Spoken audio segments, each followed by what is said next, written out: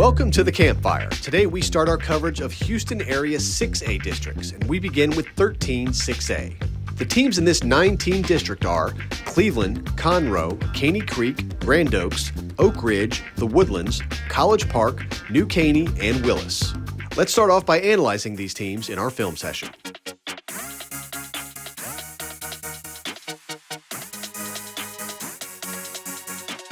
New Caney walked into their first 6A season and went undefeated behind star running back Kedrick Risono. Kedrick is now gone, but athletes Drayvon Wilson and Dalen Wilson should shine for the Eagles. Speaking about stars, there are plenty of them on the Woodlands roster, including quarterback Mabry Matoyer. This will be his third year starting behind center with targets like Shane Walker and Quinnell Farrakhan. Mabry could put up some big numbers again. Over at Willis, four-star QB DJ Lagway is looking to lead the Wildcats to the postseason in 2023. He also has talented receivers to throw to in Jalen Mickens and DeBron Hampton.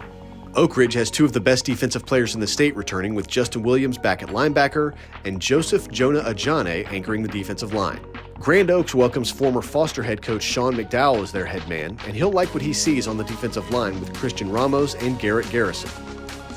One of the teams making big-time strides in 13-6A is Conroe. The Tigers have been an afterthought for many years, but last year they made the postseason and look to do the same in the fall. College Park will be pretty inexperienced coming off a 3-5 district season last year, while Cleveland will hope Ivion Jordan on the D-line will lead to more than just one win this year.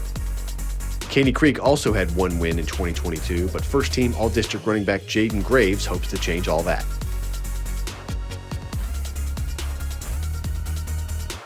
Players on the Rise is brought to you by Parker University. Do you or your student want a career training the world's best athletes? Check out our bachelor's degree in strength and human performance today. For an even deeper look at 13-6A, here's producer Ward Fasold and the Houston Chronicle's John Porman with the district breakdown.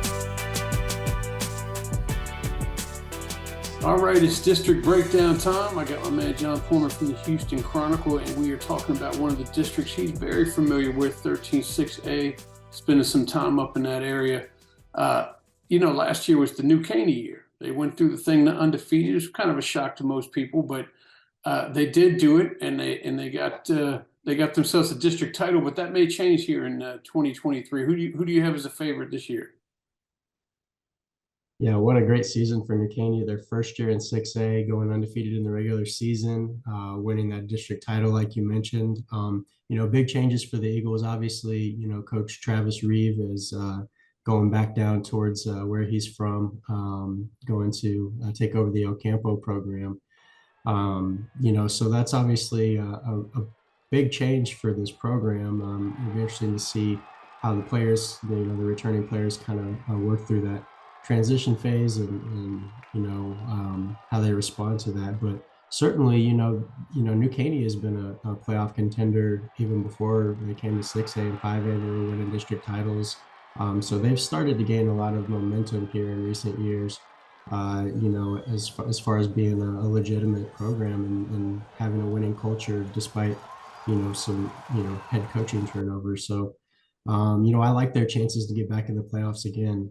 They have, a lot of talented athletes out there. But, when I look at this district, it's really hard every year to bet against the Woodlands. Of course, everybody knows their track record in this district. Obviously, they finished second to New Caney last year, and that was their only loss in a really close game. But, you look at what they've done under Mark Schmidt and now under Jim Rapp, and year in and year out, they're going to the playoffs. I think they've got like 26, 27 consecutive playoff appearances. So they're essentially a lock to go to the postseason. And, with the quarterback returning like Mabry Matoyer, I mean, you got to like their chances here at the district title.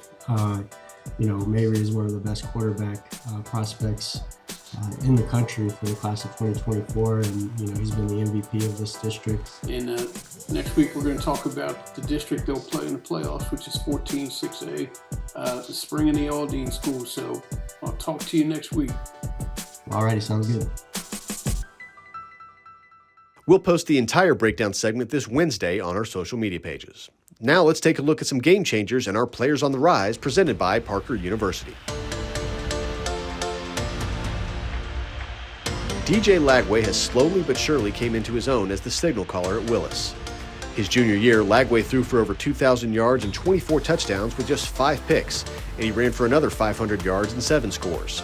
DJ is a stoutly built quarterback who has firmly put himself in the discussion as one of the best quarterbacks in the nation for the class of 2024. Lagway verbally committed to Florida.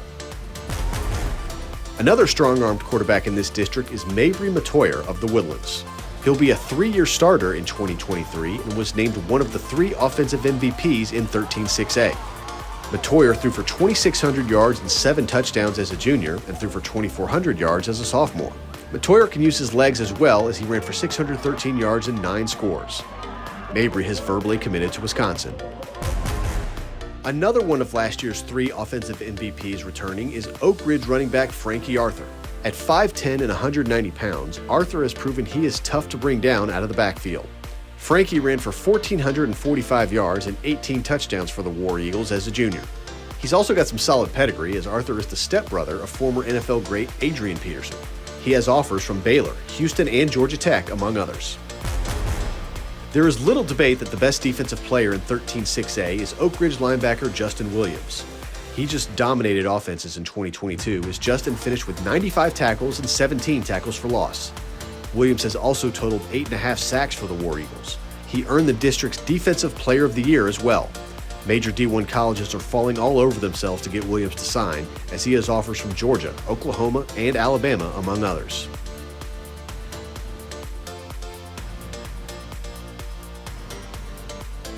Players on the Rise is brought to you by Parker University. Check out our bachelor's degree in strength and human performance today. Our Ward Fasolo cut up to Willis head coach Trent Miller to talk about his Wildcats in our Media Day segment. All right, it is Media Day. We are now moved up to the 6A classification, and we're talking 13-6A with Willis head coach Trent Miller. Coach, talk to me. You got yourself a 9-team district. You got a taste of it last year. There's no rest for the weary. You get right into it after 2 games. How did you feel about that district last year? And once you've now got yourself because it was your first season at Willis as well. Now that you've got yourself adapted with the teams that you're going to play, what does it kind of look like for 2023 as well? We feel really good about moving forward in 2023. And, like you said, our first season last year, jumping into it, we've had a pretty familiar run-in with the Woodlands. When I was at Spring, we played them, I think, 3 years consecutively in the first round of the playoffs. So we were pretty familiar with them. Everyone else in the district, for that matter, though, you think from what you've seen, scores-wise in the area, and you think from the recruiting standpoint of who's kind of got what, but you don't really know until you get out there and you line up against them. There's a lot of very, very talented football teams in 13-6A, and a lot of great coaches, some new coaches that are joining the district in 13-6A this year. So, I think it's stacked up to be another extremely competitive season for every team involved. Yeah, I know Sean McDowell is going to jump up there to Oak Ridge and try to turn that thing around a little bit, Grand Oaks. Uh-huh. But I had Oak Ridge on the mind because that's one of the teams where they seem to have Division I talent on defense all over the place, and you obviously have DJ. Just talking about those two, that matchup in general, it's a battle of the minds there. You got to come up with some sort of way to get past their defense, and they got to try to come up with a way to stop DJ. No doubt. Oak Ridge is one of those. It's an interesting matchup, like you said. There's so much talent on the field for both teams, and even Taylor Cobb, the offensive coordinator over there, does a phenomenal job in how he sets things up and and how he calls the game. But yeah, that Oak Ridge defense. There's some talented cats over there. I think that Justin Williams at linebacker is probably one of the best high school linebackers I've ever been around, and that says a lot, being that we've lined up against Westfield for years at Spring. We played DeSoto in the playoffs. We played Duncanville in the playoffs. I appreciate you stopping down with me, and good luck when the season comes around. Yes, sir, brother. I appreciate you having me on the show, man. No problem.